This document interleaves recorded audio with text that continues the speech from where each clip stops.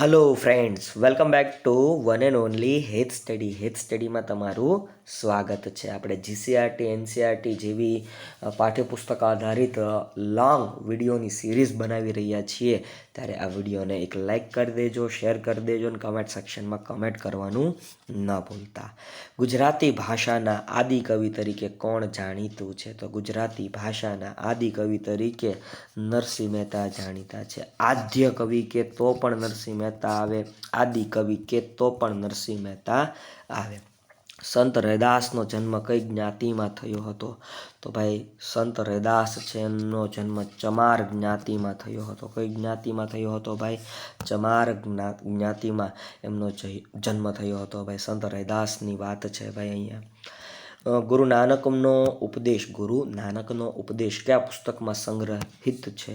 તો ગુરુ ગ્રંથ સાહેબ નામના પુસ્તકમાં સંત શ્રી એવા ગુરુ નાનકજીનો ઉપદેશ ત્યાં શું છે ભાઈ? તો સંગ્રહિત છે ભાઈ, યાદ રાખજો. મિત્રો, વિડીયો કેવો લાગે છે અવશ્ય અને અવશ્ય કમેન્ટ સેક્શનમાં કમેન્ટ કરજો. અમીર ખુસરોના ગુરુ કોણ હતા? તો ચિશ્તી સૂફી સંત નિઝામુદ્દીન ઓલિયો.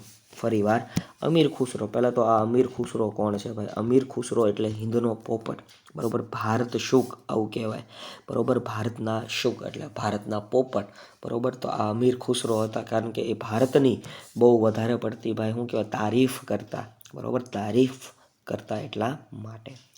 તો અમીર ખુસરોના ગુરુનું નામ પૂછ્યું છે. ચિશ્તી સૂફી સંત શું નામ રાખ્યું છે ભાઈ? સંત નિઝામુદ્દીન ઓલિયો એ એમના ગુરુ છે. સૂફી આંદોલનમાં કઈ બે પરંપરાઓ લોકપ્રિય બની હતી? તો ચિશ્તી અને સુરાહવર્દી. ચિશ્તી અને સુરાહવર્દી આ બે પરંપરાઓ કેમાં ભાઈ? સૂફી આંદોલનમાં ખૂબ જ પ્રચલિત બની હતી. સુરાહવર્દી પરંપરાની શરૂઆત કોના દ્વારા કરવામાં આવી હતી? તો બગદાદના શિયાબુદ્દીન સુરાહવર્દી દ્વારા.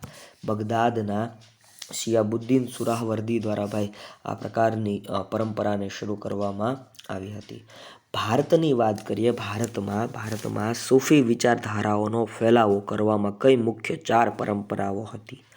ભાઈ ભારતમાં સૂફીવાદ એટલે કે સૂફી વિચારધારાઓ ફેલાવનારા 4 પરંપરાઓ હતી, 4 મુખ્ય પંથ હતા, આમ તો એમ કહી શકાય.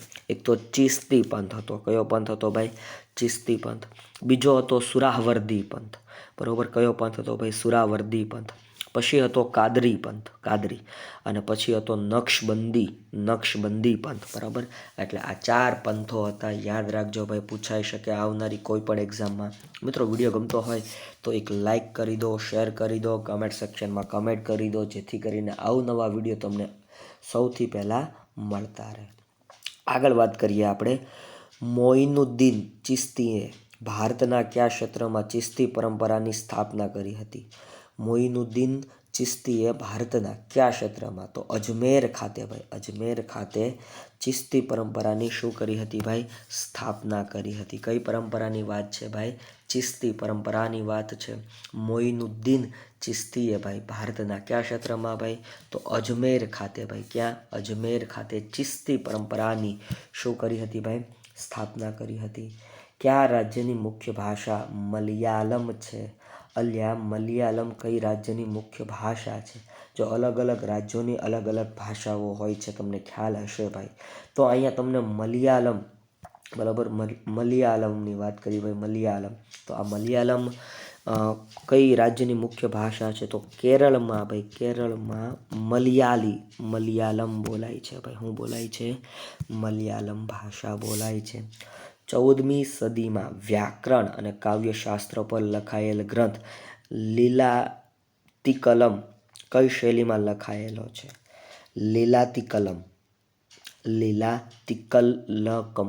લીલાતિકલકમ, બરોબર, આવું નામ રાખ્યું છે ભાઈ.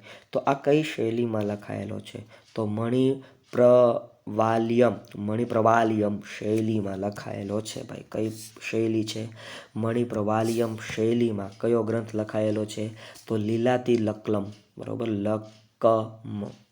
લકમ નામ છે ભાઈ. જે શેનો છે? તો વ્યાકરણ છે અને કાવ્યશાસ્ત્રનો ગ્રંથ છે ભાઈ. વ્યાકરણ અને કાવ્યશાસ્ત્ર બંનેનો આ એક ગ્રંથ છે. ગુજરાતી ભાષાના વિકાસનો ક્રમ જણાવો. તો ભાઈ ગુજરાતી ભાષાના વિકાસના ક્રમની વાત કરીએ તો પહેલાં ભાઈ સંસ્કૃત આવ્યું, ત્યારબાદ સંસ્કૃત પછી પ્રાકૃત ભાષા આવી, પ્રાકૃત બાદ અપભ્રંશ આવીને અપભ્રંશ ગુજરાતી તરીકે ઓળખાવા લાગી, મતલબ કે અપભ્રંશ ઉપરથી ભાઈ ગુજરાતી ભાષાનું સર્જન થયું. બરાબર, પહેલાં કઈ ભાષા? સંસ્કૃત ભાષા. બરાબર, સંસ્કૃત ભાષા ઉપરથી પ્રાકૃત ભાષા, પ્રાકૃત ઉપરથી અપભ્રંશ ભાષા, અપભ્રંશ પરથી ભાઈ કઈ ભાષા આવી? તો આપણી ગુજરાતી આવી. અપભ્રંશ ગુજરાતી ભાષાની શરૂઆત કોણે કરી હતી? તો અપભ્રંશ ગુજરાતી ભાષાની શરૂઆત કરતા તરીકે આચાર્ય શ્રી હેમચંદ્રાચાર્ય છે ભાઈ. કોણ છે ભાઈ? હેમચંદ્રાચાર્ય શ્રી એ અપભ્રંશ ગુજરાતીની શરૂઆત કરી હતી. યાદ રાખજો, આચાર્ય શ્રી હેમચંદ્રાચાર્યશ્રી. શામળદાસનો વિવાહ, કુંવરબાઈનું મામેરું, હુંડી, સુદામા ચરિત્ર, દાણલીલા જેવી કૃતિઓ કોની છે? નરસિંહ મહેતાનું છે ભાઈ. આ એમની સાથે બનેલી સંતાપની ઘટનાઓ, બરાબર, મતલબ કે એમની સાથે બનેલી જીવનના પ્રસંગોના આધારે રચાયેલી આ બધી કૃતિઓ છે, ઘટનાઓ છે. શામળદાસનો વિવાહ હોય, કુંવરબાઈનું મામેરું હોય, હુંડી હોય, સુદામા ચરિત્ર હોય, દાણલીલા હોય જેવી કૃતિઓ કોની છે ભાઈ? તો જેવી કૃતિઓ કોની છે ભાઈ? નરસિંહ મહેતાની છે. કોની છે ભાઈ? નરસિંહ મહેતાની આ કૃતિઓ આવેલી છે. યાદ રાખજો ભાઈ. પોતાની રચનાઓમાં ગુજરાતી ભાષા માટે ગુર્જર ભાખની સંજ્ઞા સૌપ્રથમ કોણે આપી હતી? તો ભાઈ પોતાની રચનાઓમાં ગુજરાતી ભાષા માટે ગુર્જર ભાખ એટલે કે ગુજરાતી ભાષાની સંજ્ઞા સૌપ્રથમ કોણે આપી હતી? તો ભાલણે આપી હતી. કોણે આપી હતી ભાઈ? ભાલણે આપી હતી. ધ્રુવાખ્યાન, મુરગી આખ્યાન, શિવ ભેલડી સંવાદ જેવી રચનાઓ કયા સાહિત્યકારની છે? તો આ બધી રચનાઓ ભાલણની છે ભાઈ. કોની છે ભાઈ? ભાલણની છે. કયા શહેરની રથયાત્રા જગવિખ્યાત છે? તો ભાઈ જગન્નાથપુરીની રથયાત્રા વિખ્યાત છે ભાઈ. કયા શહેરની રથયાત્રા જગવિખ્યાત છે? તો જગન્નાથપુરીની રથયાત્રા ખૂબ જ પ્રખ્યાત છે ભાઈ. બરાબર, જગન્નાથપુરીની રથયાત્રાની અહીંયા વાત છે જે ખૂબ જ ફેમસ છે વાલા મિત્રો. પુરીમાં આવેલ સુવિખ્યાત એવું જગન્નાથ મંદિરનું નિર્માણ કોણે કર્યું હતું?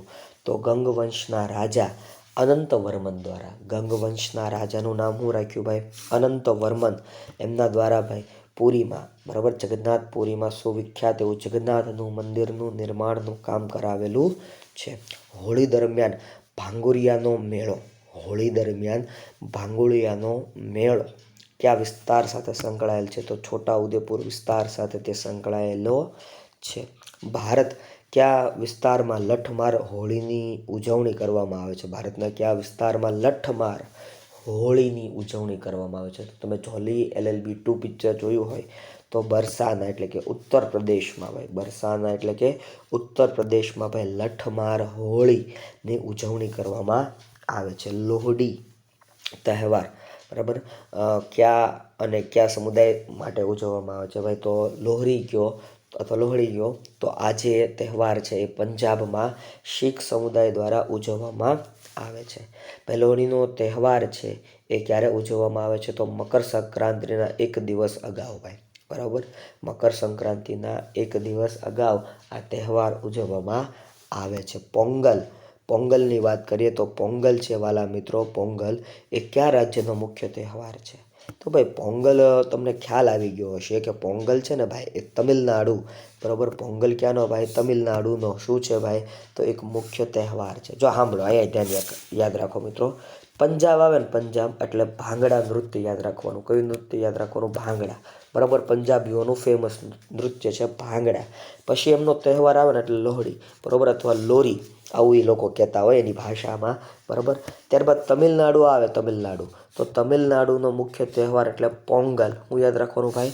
પોંગલ યાદ રાખવાનું, બરાબર. એટલે તમને યાદ રહેતું જશે અને તમારે પાક્કું પણ થતું જશે. પોંગલ તહેવાર કયા દિવસે ઉજવવામાં આવે છે? તો થાય એટલે કે જાન્યુઆરી મહિનાનો મધ્ય ભાગ હોય ને ત્યારે આ પોંગલ તહેવાર ઉજવવામાં આવે છે ભાઈ.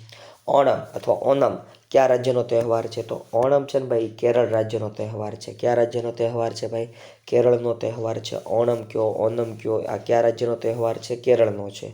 ઓણમ તહેવાર ક્યારે ઉજવવામાં આવે છે? તો મલયાલમ કેલેન્ડરના પ્રથમ મહિનામાં, એટલે કે ઓગસ્ટ સપ્ટેમ્બરમાં 10 દિવસ સુધી ભાઈ, મલયાલમ કેલેન્ડરના પ્રથમ મહિનામાં એટલે કે ઓગસ્ટ સપ્ટેમ્બરના 10 દિવસ સુધી ભાઈ આ ઓણમ તહેવાર ઉજવવામાં આવે છે.